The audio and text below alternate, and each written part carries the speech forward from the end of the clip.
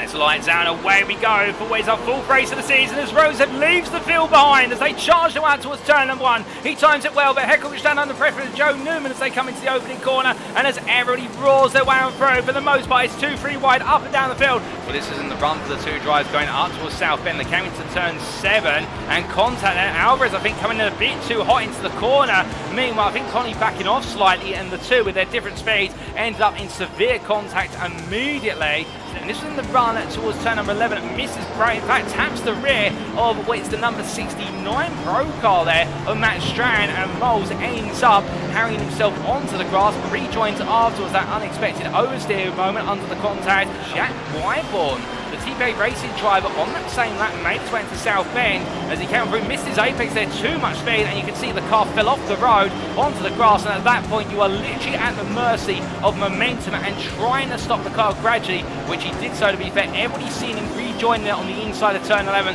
The best way Whyborn can get it done, this was the Team Norway Racing driver making his way into turn 14. Oh, goodness me, just putting the rear right tires to the grass. Car letting go, and meanwhile Rob Armstrong getting it wrong with his own volition, and Marvin Cruz also getting it wrong as well. And we can see we're at 42 degrees centigrade track temperature right now, so it does look as though in fact track temperature has fallen compared to where we started. That will make the race a little bit more comfortable for our drivers, but we're still above 40 degrees centigrade, and therefore tyre wear is going to be absolutely on the limit all the way through from start to finish, as we see Congreve chasing down what is now a pack of AMs and Pros. His first way short Gaffney as he goes up the inside in turn 1. He's also got it for the move here on Barjak into the apex at once. It's going to be a double pass here for the elite driver, but as he tries to get into this, Sean Gaffney says, okay, we're under a bit of pressure now, as he tries to fend off towards Barjak. In fact, I think he's going for the move there, and Gaffney has made it count from outside to inside. Barjak just all out of place, and in the simulation motorsport drive from Scotland, able to capitalise on the door that was presented to him. Congreve going for another move here. This is going to be bold as he looks for Parker Hamilton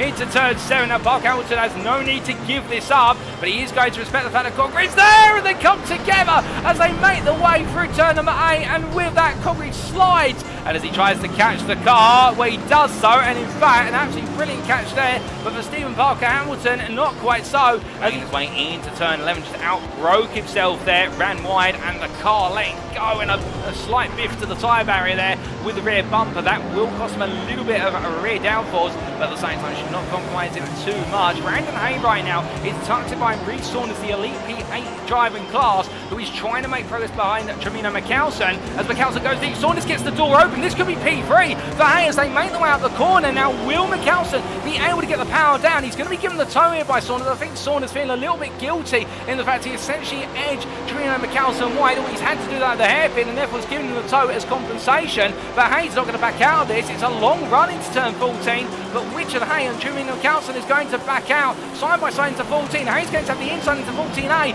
and Brandon Hay moves up into a podium position for the Pro class today as they make their way through 15.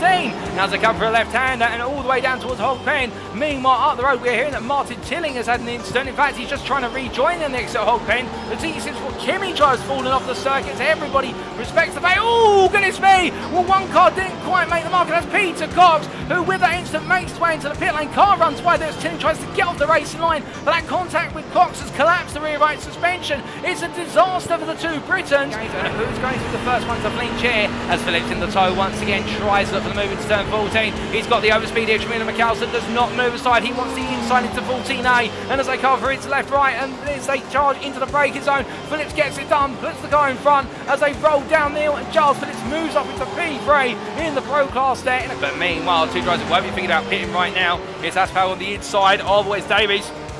And Davies in a bit of contact there, and the right of the TT6 for Kimmy driver sent to the grass. I think how the way and through. Half a second is the gap. He's going to be in the toe, a bit of a distant toe, as they make their way onwards towards turn 7, 8 to 9. And this is where the number 14 driver really has to be wary of the fact how the front end of the car is going to change in behaviour as they go left, right, left onto the grass. He goes and he tries to correct it. He catches it, and what a catch for the number 14 driver. He may right now skip to corner and be required to give the time back from the automated stewarding system, but I can tell you one thing, ladies and gentlemen, he doesn't quite get it into turn number 11, just as about to sing his praises, and well, the commentators curse their strikes for the privateer of Barjak. But look at this, it's the battle of the trio of BMWs as Gaffney looking every which way past Sanni. Sanni wants to go after Dhindsa, but he can't because Gaffney's right there. And as they make the way towards turn number 1, well, Dhindsa just needs to defend to the inside, force Sanni to focus for Gaffney. Gaffney looks around the outside. He's going to go for 1. Is he going to try for 2? Well, anyhow, I think he's going to focus on just 1 here as it's side by side between Sanni and Gaffney up towards Woody's NASCAR Ben. A little bit coming together between them there, rubbing pain as they make the way. Gaffney lunges into NASCAR. Meanwhile, Sanni on the outside, elbowed wide slightly in terms of space allotted. And as they come into left, Gaffney still there, left into right. But as they come through the right hander, Sanni comes back, drops to the curb, backs the car off, gives Gaffney the space. Any more than that, and they would have both gone round. Brilliant racing, but Sean Gaffney gets the move done. In the middle of the road, Frank Klein's just recently had off track and he's returned. He's in P2. You can see him there just up in the distance, 8 tenths of closing. And as they make the way into turn 1, Gaffney goes all in on the brakes. He tries to make it another move into turn 1, and the Simulation Motorsport driver does, but as he overcooked it here, as they make their way through the corner, it doesn't look like he has. He brings the car back together, and the Scotsman moves up into the podium places. Well, now his next target will surely be Frank Klein, who's only 8 tenths on the road. Meanwhile, Sanni makes a mistake there on the apex at turn number 3 in NASCAR Ben. Battling with James Connie here as Connie gets him through. Connie is a lap down in the AM class, but unlaps himself, and Sanni right now want Connie a steer clearance. Connie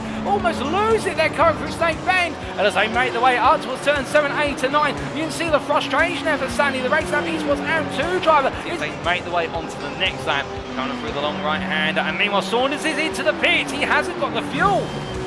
That's the only reason I can foresee, and as the number 64 driver makes his way down pit road, well, it's going to be a difficult end today for the Team Year 1 driver as he does go into his pit box. Fuel has to go into the car. Sean Gaffney, who's in the pit lane, and Gaffney's fairy tale drive comes to a hard-hitting end for the simple reasons he's into the pits. I think this is also an emergency fuel stop. The Simulation Motorsport driver was absolutely flying, but there's a reason for it. He didn't have enough fuel to get to the end, and well, the car was too light. He's going to be very close here. It's 2 tenths of quarter exit. He's going to have plenty of straight line speed to play with, and as they make the way out towards turn number 1, well, can Sanni look around the outside? He's going to go in. Dhindsa will defend as they head into the braking zone for the opening corner, but Dhindsa there brakes late and decides to put the car right in the middle of the road, saying to Sanni, well, if you want it, you're going to have to cut it back or go all the way round. And in the end, Sanni does get on the pound nice and early, but he goes a bit deep. Oversteer creeps in, and in fact, that is going to be Neil Smith now trying to sniff a move for P4 in the AM class. Rose will make it another win this season. He comes on through to take the win at VIR, 9.5 seconds clear of Heckle Gestad in the overall and elite categories at Racing Up Esports AM.